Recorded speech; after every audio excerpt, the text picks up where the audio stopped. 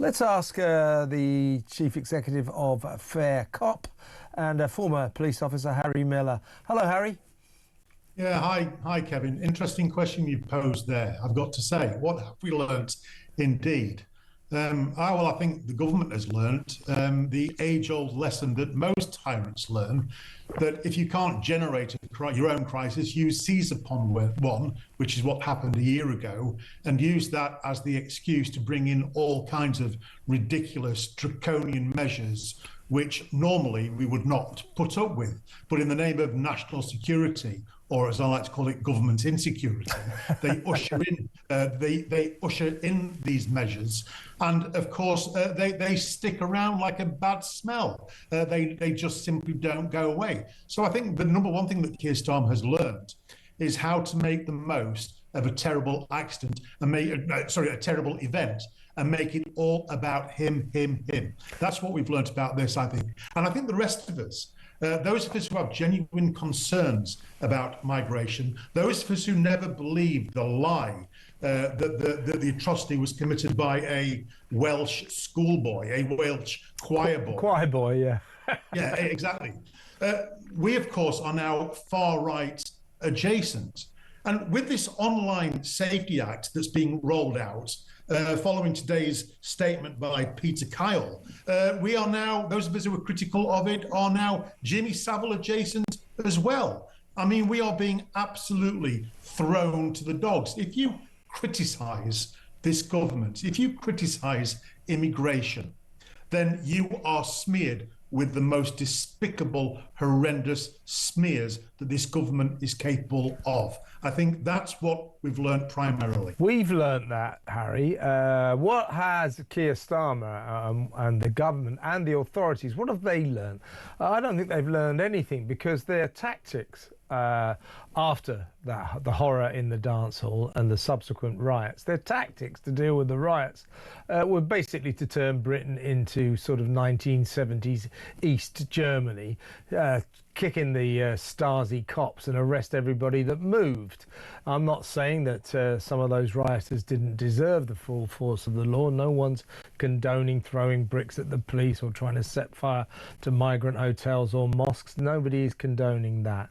But we know that of the 385 people who went to jail, many of them didn't deserve to, especially the 12 who just wrote hurty words on Twitter and Facebook, on social media. So we know that. So his technique, Starmer's technique, to stop the riots, to stop the trouble, was to basically arrest everybody that breathed and then throw them in jail, which of course did have the effect of temporarily stopping the trouble, the disturbances, but that's just putting a cork into a very fizzy bottle. It's not going to last that long. And here we are a year on, and what is he doing? What is he doing after the asylum seeker hotel protests, after Epping? The police are releasing video of them bashing down doors, arresting alleged far-right thugs, issuing statements saying, you do this or the full force of the law will come down on you. Of course, you're okay if you're left-wing. If you're left-wing, then they'll escort you from the station and give you a lift home. But if you're right-wing, they're on it again. So in other words, we have shades of last summer all over again. If these asylum seeker hotel protests escalate, as I fear they will, I hope they don't, but I fear they will, Starmer is going to act exactly the same way as he did last summer. Therefore, this guy, the authorities, the police have learned nothing. That's right. The problem with Keir Starmer is that he is fundamentally a prosecutor, and the job of the prosecution is to look at the other side and defeat them. You've got to show that they are guilty of having a terrible, evil mindset, which accompanies their terrible, evil actions. And that may be all well and good if you're the chief prosecutor, but it's not very good if you're the Prime Minister. He's supposed to be the Prime Minister for one nation. He's supposed to be the Prime Minister for all of us, not just those that voted for him. But he sees everything in with that mindset. You know, they've always said, didn't they, that if all you have in your toolbox is a hammer, you will see every problem as a nail. And this is what Keir Starmer does. He ascribes right-wingism, fascism to everybody and every problem that he does not like. That is the issue that we've got here, Kevin. And with the rolling out of the Online Safety Act, which, by the way, will do absolutely nothing in terms of protecting children. Children can just go out there, get a VPN, and get onto whatever website they want to. What it will stop is people like you and I from finding out what's going on in the news, because all it takes is for a government minister to say, oh, that bit of news is dangerous. And by that, they mean dangerous to us. Yep. They're protecting themselves. They're not protecting children. They're protecting themselves. And then what happens is they threaten the online companies with massive fines. 10% of your national global income can be the fine. And of course, they censor us. So we're not able to read about what's happening. The government has learned to close by degree the Overton window, so there becomes less and less and less that we can discuss, less and less that we can broadcast, less and less that you can say, Kevin, because eventually they're going to be coming for you. Yeah. I mean, they've come for Alison Pearson already. I think you, Mike, Julie, are going to be next. Yeah, well, certainly I think we'll be in the firing line. I don't think there's any doubt about that. But the other element of what went on last summer, which is coming back to haunt us, which Keir Starmer, again, hasn't learned from his mistakes. He's just going to repeat them. So I said the other night, what we're going to get in the months to come, if you ask me, is probably a rancid repeat of the rubbish movie we didn't enjoy last summer. It's going to come back to haunt us. And the other element of the mistakes he made was secrecy.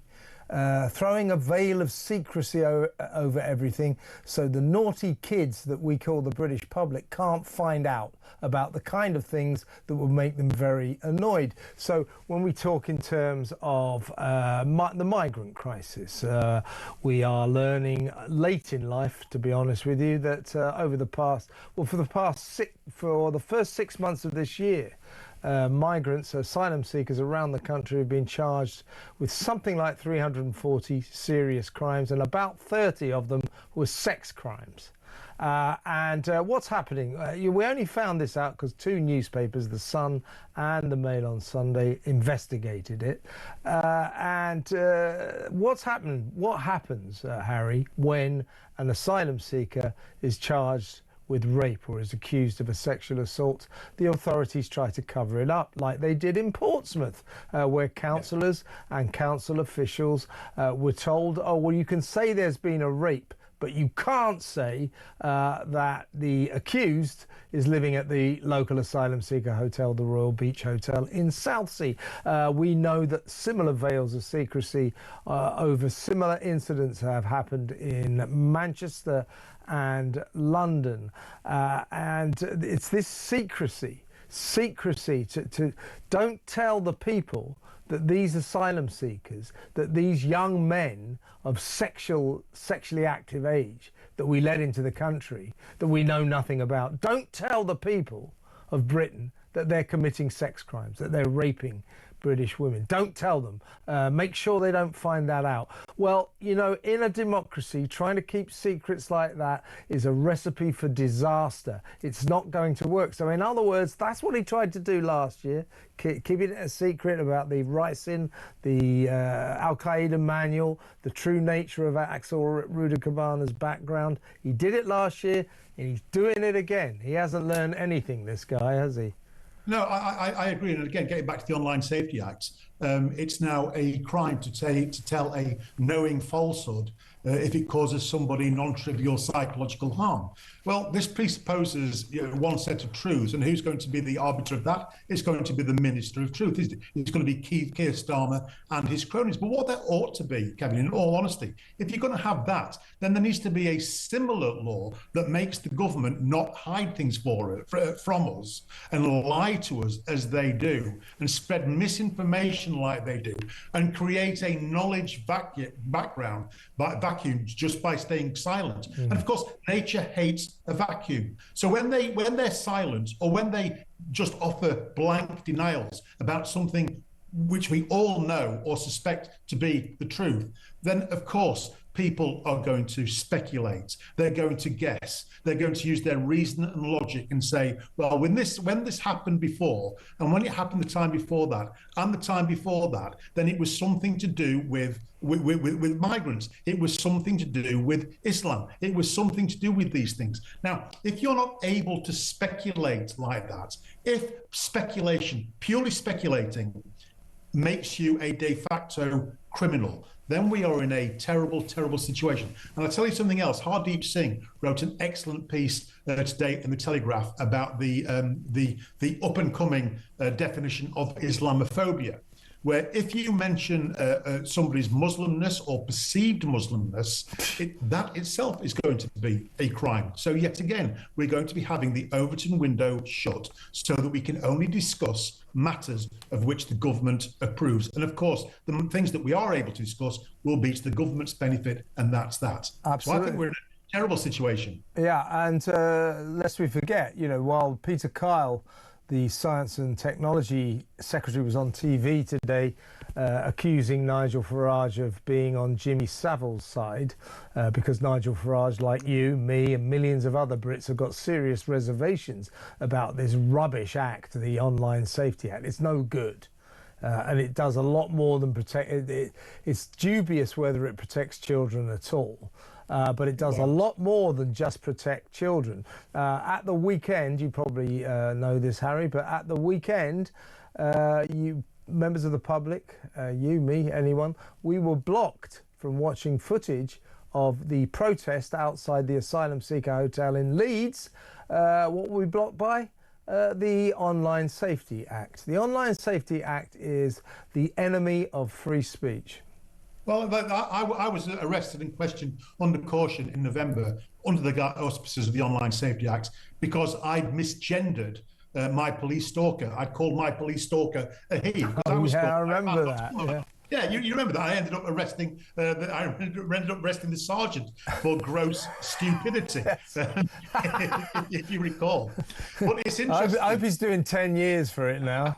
But it's very interesting, of course, because Milton Friedman, God bless him, says that we should not judge a policy by its intention, but by its actual use. And I think by that measure, I think this is going to be worse than a failure, because no children are going to be saved from harm, and lots of innocent people like you and me are going to be dragged through the mill and criminalised and shut down on the basis of this act. That, I think, is the real problem. I agree with you. One last point, Harry. The basis of this conversation is what have we learned?